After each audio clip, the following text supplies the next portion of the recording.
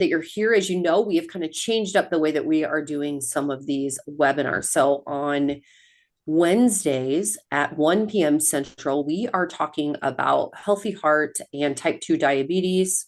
And then on Thursdays, today, we're talking about, we're going to get specific into another health topic. I guess, how else can I say that? I don't know if we have a title for this webinar yet, but we are going to talk about things that we don't normally talk about on our other webinars. So it's going to be really exciting.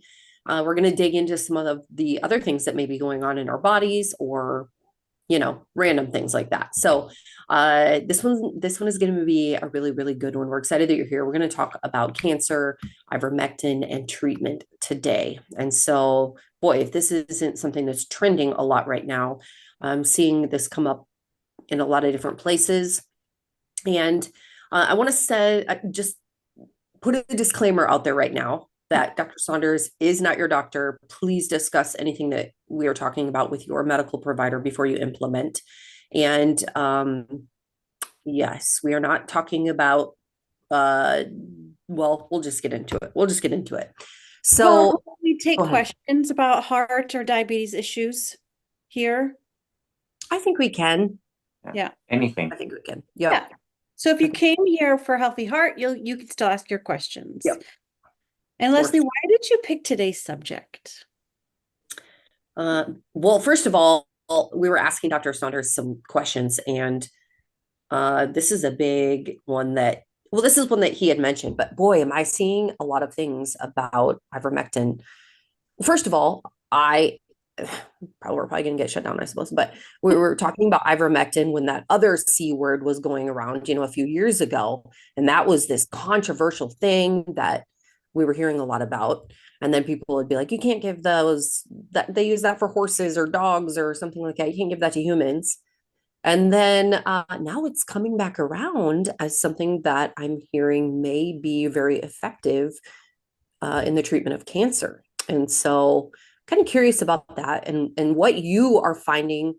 Also, I want to talk about, why is cancer so prevalent today? Why are we seeing it so much? And I bet Dr. Saunders has some thoughts about this subject. So we'll let you just kind of take it away, Dr. Saunders, and feel free to ask your questions in the Q&A would be best. You can also ask those on YouTube. In the comments, we'll get to as many of those as possible. But Dr. Saunders, take it away. Okay, so for me personally, and sometimes you have to look at things personally. My own experience tells me things, because a lot of times what you find in the literature, in medical literature, or on television news or something like that, they're talking about things that they want you to hear, they want you to believe, they want you to think in a certain way, because whoever's paying for that thing to be printed, or that article, or that podcast, or whatever, whoever's paying for the newscast is the one that's going to determine what you hear on that newscast. So consider that everything in the world is marketing, everything. So what are we doing here? You guys are listening to me. What am I doing? I'm marketing. I work for Barton Publishing, and part of our marketing is to give good information to people. And so that's what we're doing, and that's why we're here. So the idea then that if you watch a television show and it has something on it, ask the question, what are they marketing? Why are they saying that? And is that good information? So you have to make a judgment on everything you hear.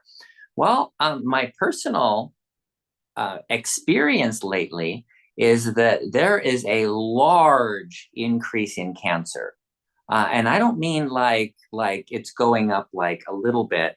I mean like an exponential increase. So if I can think back 30 years of practicing medicine, and I can count on maybe two hands the number of people who were my patients that I diagnosed with cancer, then that would be in the ballpark, right? I don't have an exact number, but it's sort of like one every other year, one every 2 years kind of thing where, oh, you have cancer. And I've had to do that for several people. And most of the people that I've treated for cancer have been diagnosed by somebody else. So I've had more patients than that with cancer, but I mean just the ones that I diagnosed, my patients. In the last 3 or 4 years, I have had more than that that I diagnosed my own patients with cancer, and all kinds. I've had 2 with brain cancer. I've had several with lymphoma. I just had another one yesterday or last week with ovarian cancer, and I've had 2 other ones with ovarian cancer. And so I'm working with a lot of cancer patients now, and I've never had this before. The oncology department is saying there's a huge influx of patients and they can't take care of everybody. And so there's a waiting list that's months long. So let's say I diagnose them with cancer and I send them to an oncologist. The oncologist says, well, I can't see you for 6 months. That's unacceptable. You can't wait with cancer for 6 months. That doesn't make any sense, but that's how booked out they are. So that's my experience. And so I look online and I go, where's all this cancer coming from? It's not just one type of cancer. It's all different types of cancer. It's a guy with liver cancer, another one with several with prostate cancer, ovarian, I said, endometrial carcinoma. I had another one. So that we're stomach cancer yesterday. Anyway, so we're looking at it's not one type. So it's not going to be like I don't know, a certain toxin or whatever. So I go online and I look, where is this coming from? And one person said that in the research done on the spike protein, the vaccines, one of the issues is that the insertion site into a person's DNA is where there is a tumor suppressor gene. So it's a gene that when it's turned on, it suppresses tumors. It prevents cancers from happening. And when the RNA or what's made into DNA from the RNA, anyway, from the spike protein inserts into there, it breaks apart this gene and allows cancer to start growing. So if it's a general tumor suppressor gene and it's allowing cancer to grow, then that would explain why there's a lot more cancer around. So then having said that, then where does that leave us? What do we do with that? Because if you look at the treatments for cancer, there is not a single cancer treatment out there that's done by an oncologist that has lowered the rate of cancer of anything. So if you say, oh, this is what we do for prostate cancer, and this is what we've been doing for 20 years, and it's the prostate cancer is still rising, then it's like, wait a minute, your treatments are not doing anything. And that's pretty much true with everything. The treatments are not doing anything. And whenever a treatment is found that has potential to do something, then a drug company buys it and patents it and then shelves it so that nobody can do that. So, for example, when it was found out that retinoids, which are vitamin A derivatives, were amazing for getting rid of cancer, certain types of cancers. And so the research was being done, then GlaxoSmithKline bought it and patented it and shelved it. And then they said, we have the patent on it, so you can't use it for acne anymore. So Accutane is one of those retinoic acid derivatives. And so what they did is they had it narrowly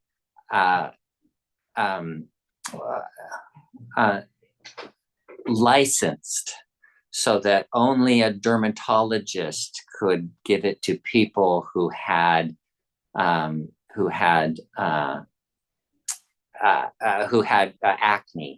So it could only be used for acne. So I can't prescribe Accutane, for example, because I don't have the license to do that.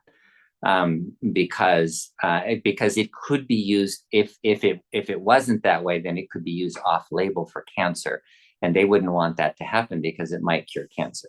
So that's a real thing. The cancer industry is a huge industry. It's bigger than the automobile industry.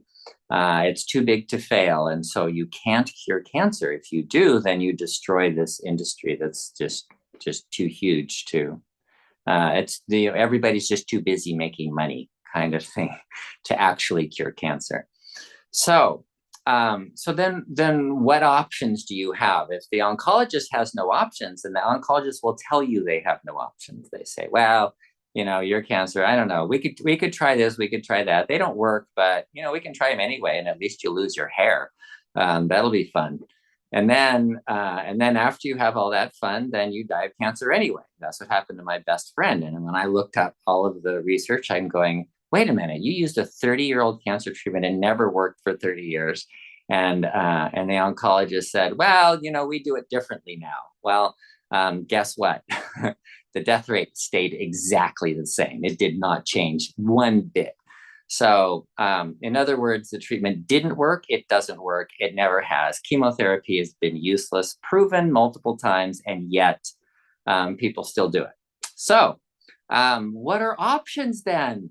And this is what the Journal of Orthomolecular Medicine came out with, this amazing paper on what the options for cancer are. And it's not that bad. It's not hard to do. It's pretty easy. There are things that I've been doing. And the issue is people will often take one thing and they'll say, I'm doing this, like intravenous vitamin C. I'm going to do intravenous vitamin C. But if that's all they do, then they're not going to get the benefits from it that they could get if they were doing multiple therapies. So putting a plan together that has a lot of different treatments is a much better way of doing it than having a single thing. So, I have a woman I talked to yesterday, she's doing SEFT. But and that's something, but it doesn't address the big picture or the whole thing.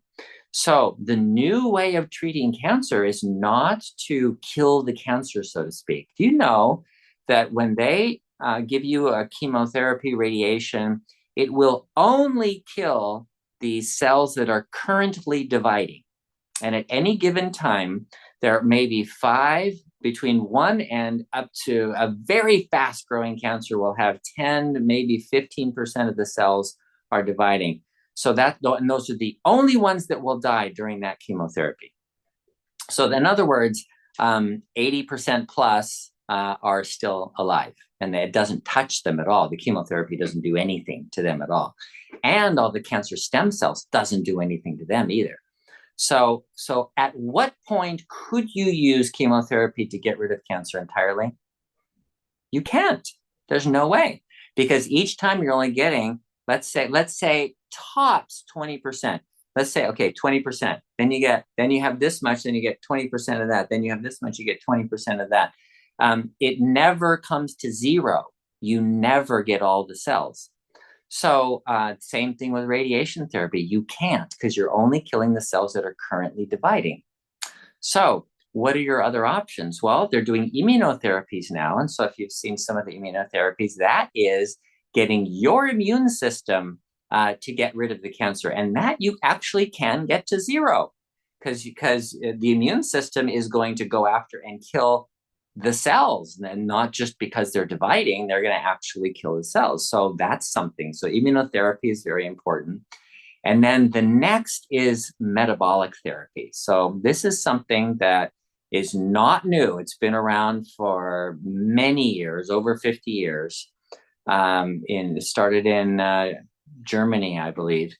And it's been tested and tried in various ways.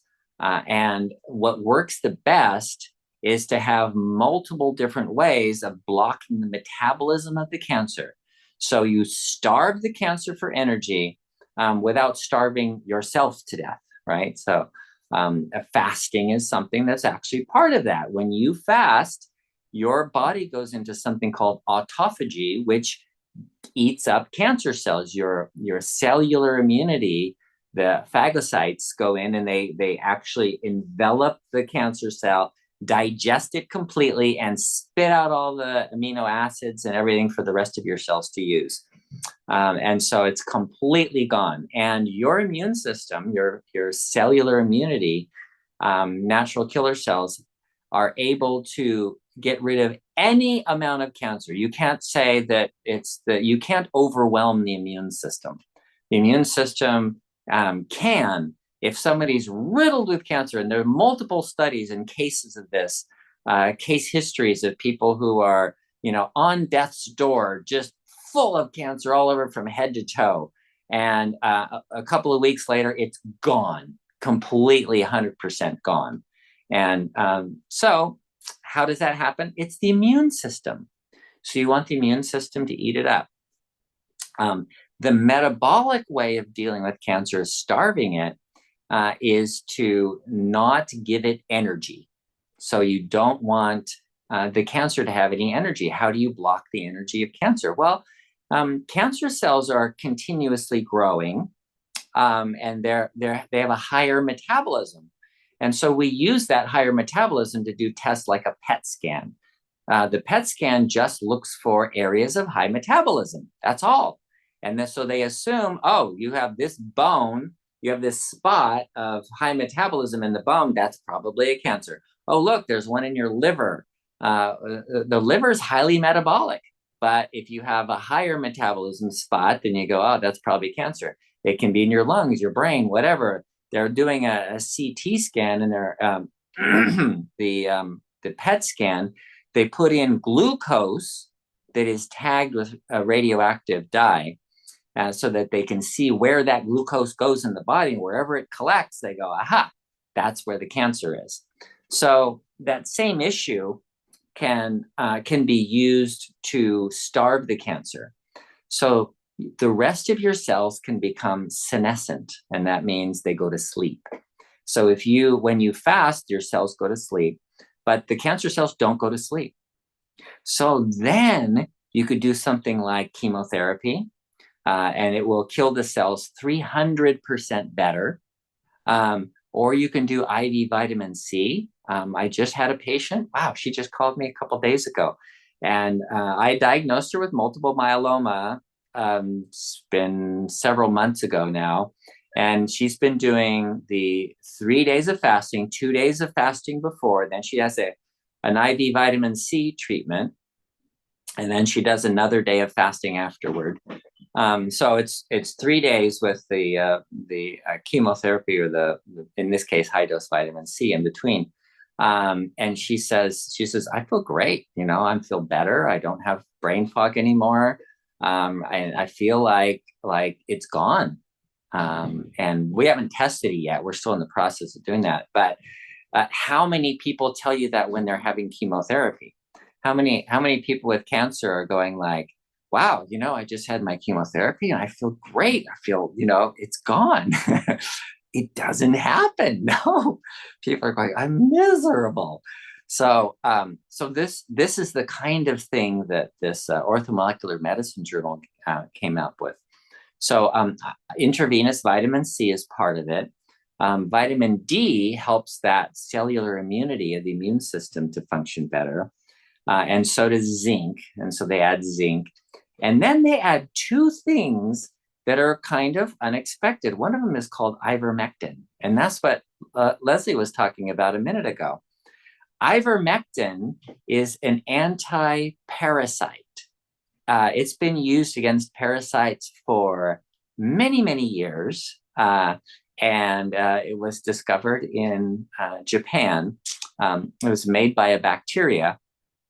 And It was used in humans, and then they said, hey, we can use it in horses too. So they use it in dogs and horses also sometimes. But it was primarily for humans. And then somebody said, well, you can get it over the counter at the feed store for horses. And then we goes, oh, that's a horse medicine. No, it's not a horse medicine. It's a people medicine that's also used for horses. And then the other one is mebendazole, and it's the same thing. It's also antiparasitic. Dogs get parasites, so you can actually buy it over the counter for your dog. But it's also by prescription for people, and it's been used for people more than or before dogs. So why are these important? Because these are antiparasitics. Well, guess what cancer is? It acts like a parasite. And because it acts like a parasite, then it's susceptible to these medications for being starved. It prevents them from reproducing, from growing. So if it prevents the parasites from growing and reproducing, then it can also prevent the cancer from growing and reproducing. And it turns out that it works like really well. They've done specific tests on especially ovarian cancer. There were a recent article came out on how it works. They know exactly the mechanism that it works in the cell on ovarian cancer and why it stops the growth of the cancer. And here's the important point. Remember I told you that chemotherapy only kills the dividing cells, the ones that are actively dividing with their DNA at that moment? This blocks all cells from using energy. So even the stem cells, you can get rid of the cancer stem cells so it won't come back in 5 years like everybody says, oh, I'm in remission. It'll come back in 5 years. And that's a common problem because the stem cells are still there. But these treatments get rid of stem cells. So that's the advantage of that. Then they also have the dietary interventions, and they talk about what kind of diet should you eat if you have cancer. Fasting is the best way for the reasons I was talking about. Autophagy, you start eating up all of the dead cells, all the cancer cells. That's part of it, but you can't fast forever, right? And you need some nutrition. So there's a fasting-like diet that's called a ketogenic diet. And so if any of you have looked at our diabetes solution kit, phase 1 is a ketogenic diet. So for people who have that kind of a problem, it's essentially a meat and vegetable diet. You avoid carbohydrates. Why? Well, what does cancer live on? Glucose. That's what it primarily needs. So you're starving the cancer by not providing any sugar for it. And your cells can live on fat. In fact, your cells often live better on fat. There's some pretty good evidence for that. Your heart cells mostly need fat. Your brain needs glucose. So what happens is your liver takes some of your proteins and takes the amino acids and makes them into glucose so that they can go to the brain and the brain can use that. But also your brain can use ketones. So when you're burning fat, you make these extra ketones and your brain can use those for energy. And cancer cells cannot use that for energy. So you're actually starving the cancer when you're not eating glucose. So they recommend a ketogenic diet. And then the other things to consider are exercise. It turns out very important to exercise when you have cancer. People often are told that they shouldn't exercise, that they should be in bed, they should rest. But exercise is a great way to stimulate the metabolism to burn fat, to make extra ketones. And it also induces the immune system to do more autophagy. So you do more repair when you exercise. So that is what this Journal of Orthomolecular Medicine came out with. And so I think it's going to revolutionize the way we do cancer. Once people understand this and they go to their oncologist and they ask, well, what about the metabolism of cancer? What are we going to do about that? And the oncologist says, I don't know anything about that. Then everybody's going to find another oncologist. And then the ones that don't have any patients are going to start saying, maybe I should learn something about how to deal with the metabolism of cancer. And so from the grassroots, from the ground up, because the drug companies are never going to teach them how to deal with the metabolism of cancer. This has to come from the patients themselves going, no, I'll go find somebody who's a little more knowledgeable about this. Then the oncologist, then they'll start having conferences on how to deal with the metabolism of cancer. So I've also seen, you can go to, I don't know, maybe some other countries or places where they really focus on natural healing for cancer. And they do some of these things that you're talking about with patients in kind of like an inpatient, it looks like a resort, if I'm honest. Do you ever hear about those or know anyone who's ever tried to do that, or any thoughts about those? All the time. I've had several patients recently go to Mexico. I've had several patients also who went to Mexico many years ago, and like you say, it's like going to a resort, and they have all these treatments, and they do them, and they do them very well. And I've had one that had cancer 3 times. 3 times. How does that happen? And they were different cancers. I don't remember which ones they were, but they were like from different tissues, like different origins.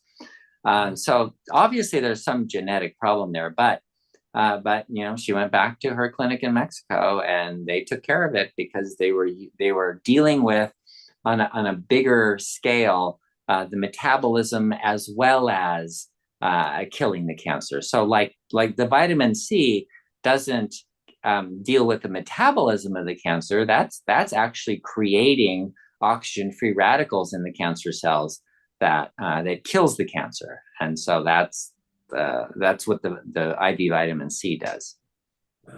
Okay, so we have someone on YouTube watching. I love the name Old Guy's Opinions. That's his name. But he said they used an experimental treatment on my dad after the traditional treatment at MD Anderson. Liposarcoma developed into leukemia, which killed him. Yeah. I don't know. People are still going to die of cancer. I mean, it's not like everybody's not going to die. What I'm saying here is that the failure of cancer treatment is so obvious since the 1970s that there's no decline in cancer deaths at all. And so the idea that we have good cancer treatments has really been refuted pretty well. So, looking for alternatives, and now looking at the immune therapies, and that's one line of therapy that seems to be improving, and then the metabolism. So those are the new ways. And so anybody who goes to an oncologist and they say, well, we're going to use CHOP therapy or MOP therapy, and we're going to give you these horrible toxins that are going to kill 10 or 20% of your cancer cells. And so people, if they're educated, they're going to be going, no. What about the immune therapy? What about the metabolic therapies? Because the standard of care is not useful. Have you heard reading how often young people these days are being diagnosed with colon cancer? It used to be a cancer of the older generation, but a lot of articles that I've been seeing have been wondering, why are young kids coming up with colon cancer? And it seems like the primary result is because they're eating so much processed food. Huh. You know what? That's a possibility. But you know what? That's true, though. There is more like colitis in young people. And colitis, the inflammation, chronic inflammation in the colon, does have some association with cancer as well. So, yeah, I believe it. Okay, there was a comment here. Let me see. From Christine. I came in late, so not sure where this started. I had breast cancer treatments in 2014, opted out of chemo, had 3 excisions, but then did radiation. Recently, for dermatologic area on back, they cut me open to get the margins, wondering what I would do if either came back. Okay, so that's really interesting. So specifically breast cancer, and this was studied at UCLA, where they looked at radiation treatments for breast cancer, and they found that every radiation treatment that's given causes cancer stem cells. You don't actually get rid of cancer stem cells, you increase the number of cancer stem cells by doing radiation, even as you're decreasing the number of cells or the size of the tumor itself. So then the idea then is that, 5 years or 10 years later, then there's a recurrence, but it's not really a recurrence of the cancer that they removed. It's because of the radiation causing more stem cells, and those stem cells take a while to grow. So any cancer that you find has been there for like 5 to 8 years as a rule. And so 5 to 8 years before you had the radiation, and then that's causing the cancer to show up, 5 to 10 years later. So that's something with the radiation. But the point here is that if the radiation causes the cancer stem cells, it becomes resistant to any treatment, like 100 times more resistant to treatment.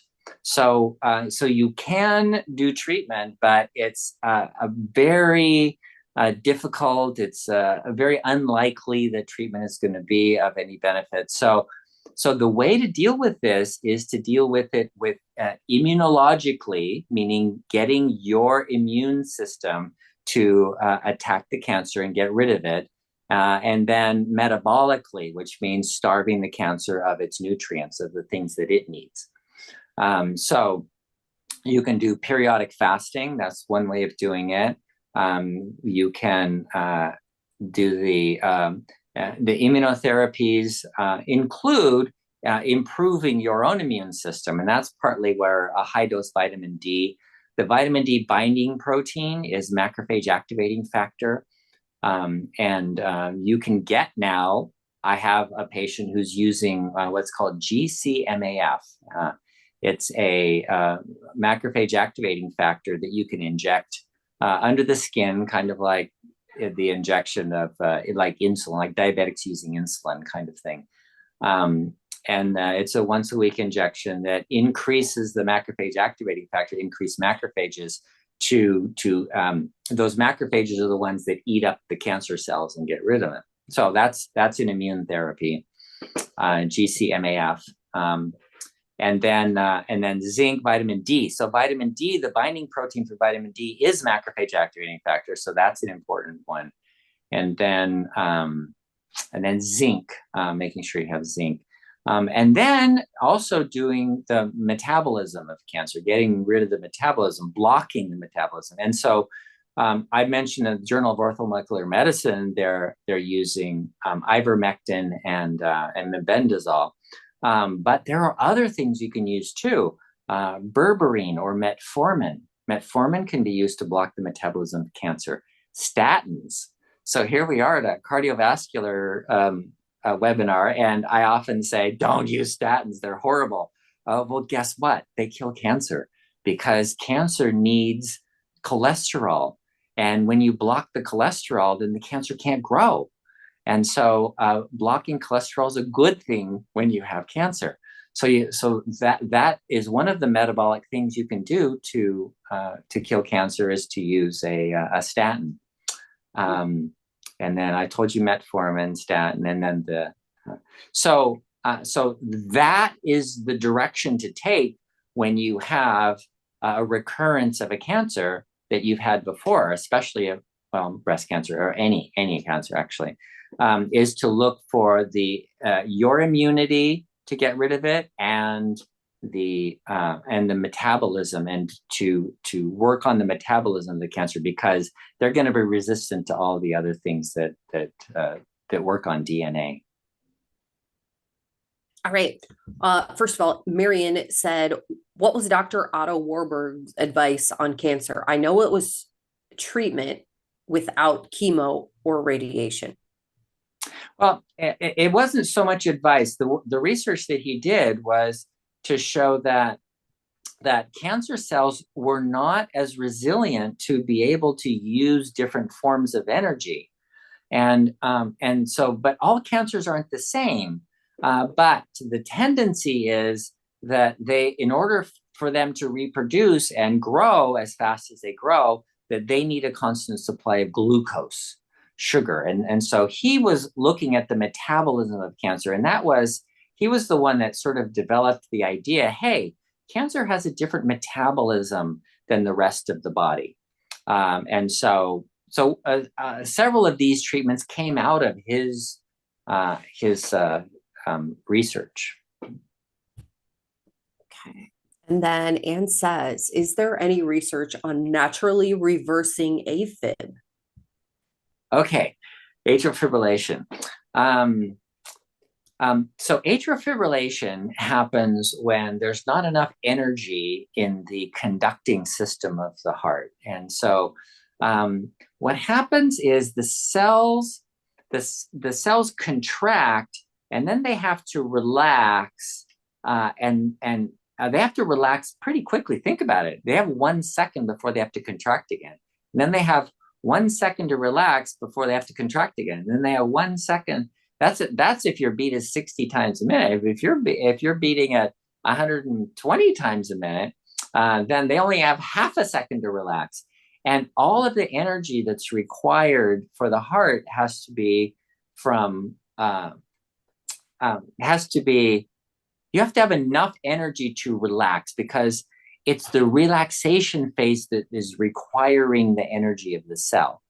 So it's kind of like a mousetrap where the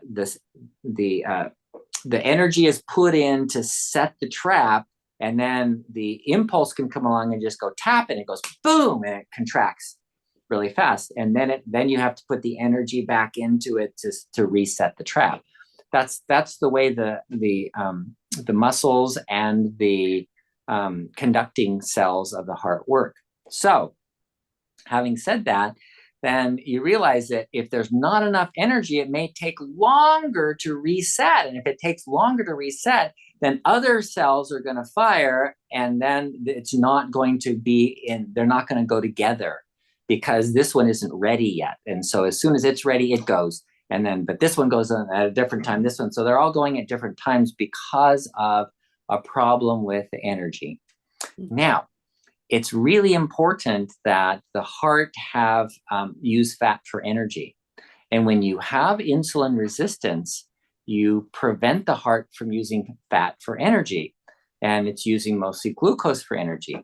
And there's a problem with that, in that you damage the conducting cells primarily. So atrial fibrillation is a problem of energy. So if you can get energy back into the heart, then the atrial fibrillation can go away. And so the natural way to do this is to make sure that there's enough nutrients. So find out where the blocks in energy are. So if it's a nutritional problem, you got to work with that. If it's a toxin problem like lead or mercury or mold toxins or something, then you got to work with that. If it's a metabolic problem like prediabetes, diabetes, insulin resistance, metabolic syndrome, then you got to work with that. So finding the underlying cause of where's the block in energy. So the atrial fibrillation is just the symptom that's telling you there's an energy problem. So now you got to look for where it is. Is it a deficiency? Is it a toxin? Is it metabolic? So then you can know exactly what to do when you find out where the energy problem is. All right. So many good questions are coming in here. Jill says, I'm going to go back to the cancer. Jill says, if you remove a cancerous growth or tumor, does that cure or remove the cancer? Sometimes it completely cures and removes the cancer. So if the cancer is not anywhere else in your body, if there's no cancer stem cells in other areas of your body, then removing one tumor is often enough to get rid of it entirely. But not always. Sometimes there's other cells in the body. Okay, and then Anonymous says, when prostate cancer is treated with a freezing procedure, does this treatment kill only active cancer cells? No, the freezing kills all the cells that are frozen. So if there's cancer outside of the area, so if you freeze this area and there's cancer out here that doesn't get frozen, then it doesn't kill those cancer cells at all. It really only kills the ones that are frozen, which includes good cells or bad cells or cancer cells or whatever. All right. Let me see here. Okay, and I already did that one. Iman says, I had an EKG with my cardiologist. All good, have slightly enlarged heart because I had a previous AFib when I had pneumonia. It went away, but my cardiologist wants me to take Xarelto, but it's very expensive. The cheapest is $546 for a 30-day supply. Best price, $57 for generic Dabigtorin. I don't know. This will reduce chances of heart attack and stroke. Any suggestions? Yes. Okay. So what they're talking about is that heart attacks and strokes are caused by clots. And so if you make clots, then you're likely to get heart attacks and strokes. Now, the clots can happen anywhere in your body, but if you clot in one of your muscles, then they don't care. Your muscle doesn't care. It's not going to do any damage. It's not going to hurt or anything unless it's a really large area. So these little clots and things that you're forming in other areas of your body, if it's in your skin, your muscles, your liver, or whatever, they don't care. But as a small area, losing a small area of your heart is bad because you're not going to get blood flow there if the clot's up there. Losing an area of your brain is bad because you're going to notice it. So that's where you see the problems, but that's just the part you see. It's kind of like an iceberg, where you just see the peak of the iceberg above the water, and the bulk of the iceberg, 90% of it, is underneath the water. And that's exactly what's going on in your body. So if you have a clotting issue, you need to deal with the clotting issue. And so the Xarelto is one way of dealing with the clotting issue. It's a temporary way, but it's there and it's something. But dealing with it on a permanent basis is a much better idea. So find out why you're making clots and look at, do you have inflammation? Deal with that. Do you have a clotting factor problem? Then you have to deal with that. Do you have a lipoprotein A problem? Then deal with that. Find out why you form clots or why you don't dissolve clots, and then you can deal with that. In the meantime, there are things you can do if you don't want to pay for the Xarelto. There are things that dissolve clots. So, for example, one is called lumbrokinase, and one is called nattokinase. And these are enzymes that you take on an empty stomach. You get them over the counter, and you take on an empty stomach, and you take them twice a day. And what it does is it dissolves. It helps you.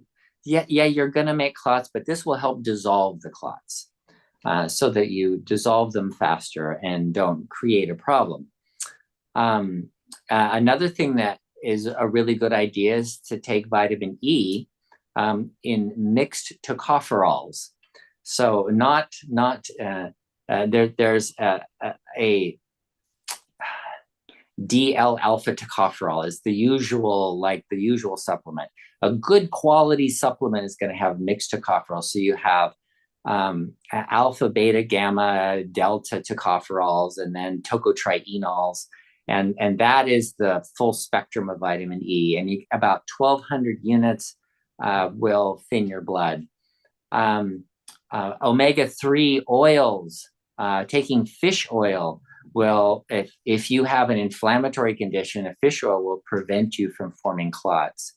And so you can do these without knowing why, but it's so helpful to know why, to know what you're treating, so you know you're doing the right thing. and it's working.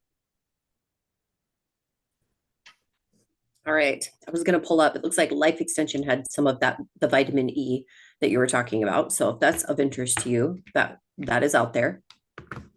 And William just asked, can you take these, what you're talking about, nattokinase and stuff, if you're already taking warfarin? Um, Do they create a risk of bleeding? yes, they may increase your risk of bleeding. Warfarin does a lot of things to your clotting system, and it also increases the deposition of calcium in your arteries and makes hardening of the arteries. So if you're on warfarin, you have to be tested every week anyway, or so, every 2 weeks sometimes. So if you start one of them, like you're not going to take vitamin K, because warfarin inhibits vitamin K, and that's how it works. But if you start like on fish oil, then just do a little bit of fish oil, and then your next test, see what your INR is. And if your INR is normal, go, okay, I'm going to increase the fish oil. And then, so just do it gradually over time. And since you're testing for your bleeding time anyway, the INR, then that can tell you if you have too much or not. Okay. Ella says, what is good for fibroid and cyst tumors that can shrink them? Okay, so that's a very good question. So ask the question, why is it there? Why do you have fibroid? Why do you have cysts? So your question for me was, how do I treat it? But the real question should be, why is it there?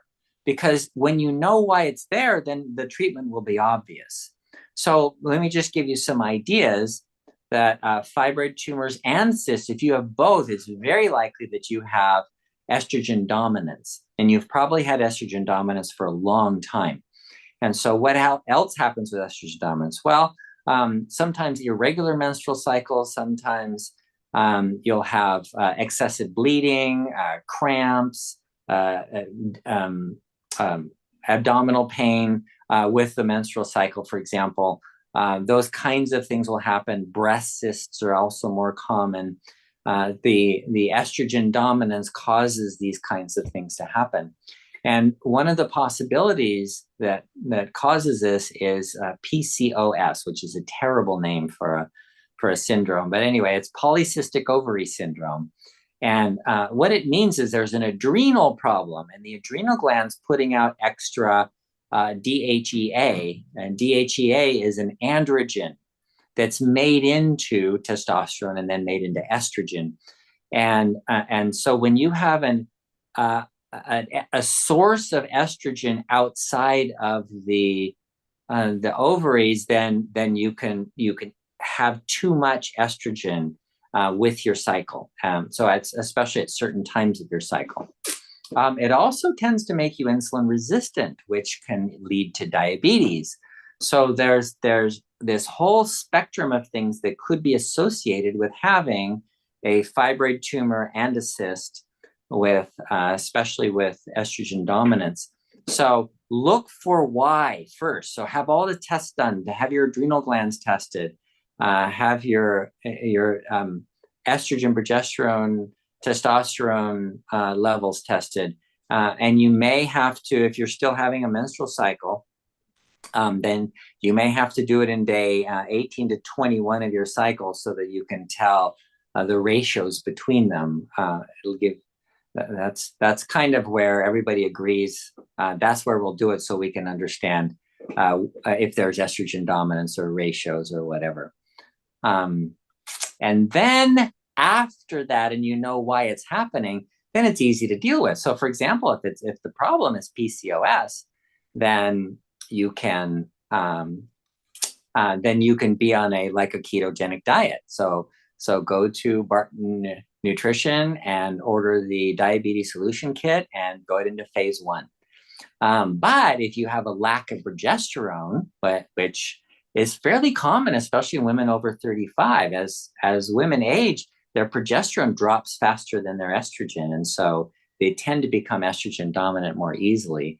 And that's why the perimenopausal problems that women have are usually just a lack of progesterone. Progesterone has the calming effect, and it opposes the estrogen, and there needs to be a balance. And when it's imbalanced, that's when that happens. So for those people, for those women, adding progesterone brings balance back to the force. And then they feel better and they go, wow, I feel normal. And then having that extra progesterone causes shrinkage of the tumors too. Interesting. Very interesting. Okay. We're running out of time. Okay. So Maria says, I have CVD. How do I find out what's causing the plaque formation? What is the best approach? Okay. CVD, cardiovascular disease. So the point is perfect that you said it, you have it. Okay. So you have cardiovascular disease. So there's atherosclerosis formed from clots in your blood vessels. So why are these clots happening? And so your question is, how do I figure this out? That, why is this happening? So you may need some testing to find out what your genetics are. So if you have factor V laden, for example, you'll tend to make clots more easily.